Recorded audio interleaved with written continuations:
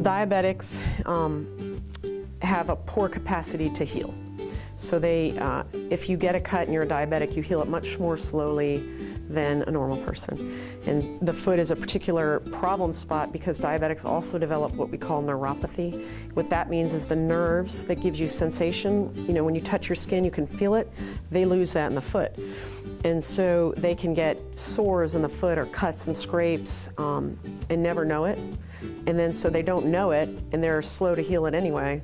So then it can become a big problem. And you can have a little tiny cut that grows to a major infection that's requiring surgery, antibiotics in through the bloodstream, even staying overnight in the hospital a few nights. And so that's what we see and we try to prevent.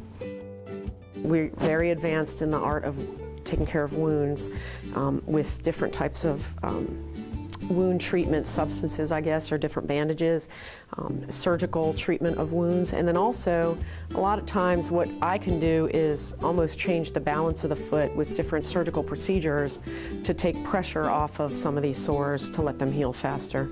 And you need somebody trained in, I guess, sort of the whole body mechanics and how to handle it all as one organ to really properly treat it.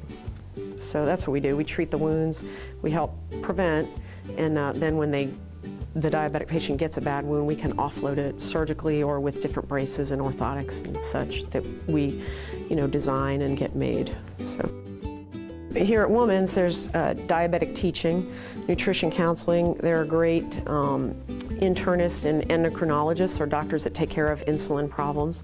And diabetes is a problem of insulin, which is how you take care of your sugar in your body. So diabetics cannot manage the sugar that goes in, and then that causes all these problems.